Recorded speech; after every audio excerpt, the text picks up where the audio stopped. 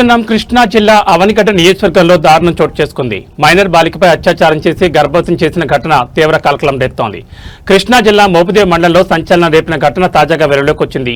మోపిదేవి పంచాయతీ శివారు బోడగుంట గ్రామానికి చెందిన మైనర్ బాలికపై అదే గ్రామానికి చెందిన మోటపల్లి చింతయ్య పలుమార్లు అత్యాచారం చేసినట్లు ఆరోపణలు వెల్లువెత్తున్నాయి. నిందితుడి దారుణానికి బాలిక గర్భవతి కావడంతో విషయం బయటపడింది. బాధితురాలు తల్లి ఇచ్చిన ఫిర్యాదుతో పోలీసులు వెంటనే రంగంలో దిగారు. ఫోక్సో చట్టం కింద కేసు నమోదు చేసి నిందితుడు మోటపల్లి చింతయ్యను అరెస్ట్ చేసినట్లు చెల్లపల్లి సీఐ కె ఈశ్వరరావు వెల్లడించారు. మైనర్ బాలికకు అక్రమంగా అబార్షన్ నిర్వహించిన ఆర్ఎంపీపై కూడా కేసు నమోదు చేసి అరెస్ట్ చేసి నిందితులను కోర్టులో హాజరుపరచనున్నట్లు పోలీసులు తెలిపారు. ఈ ఘటన స్థానికంగా తీవ్ర కలకలం రేపగా బాధితురాలకు న్యాయం చేయాలని ప్రజలు డిమాండ్ చేస్తున్నారు. చిన్నారులపై పెరుగుతున్న అఘాయిత్యాలపై కఠిన చర్యలు తీసుకోవాలని మహిళా సంఘాలు ఆగ్రహం వ్యక్తం చేస్తున్నాయి. మైనర్లపై నేరాలకు పాల్పడితే కఠిన శిక్ష తప్పదని పోలీసులు హెచ్చరికలు జారీ చేశారు.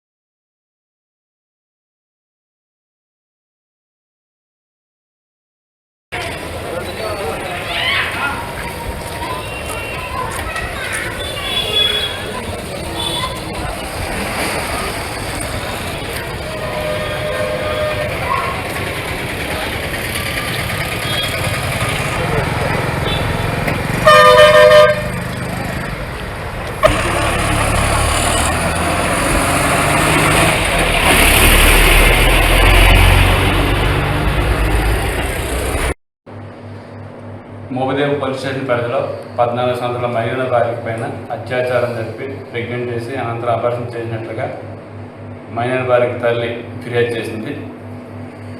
ఇది కేసు నమోదు చేయడం జరిగింది.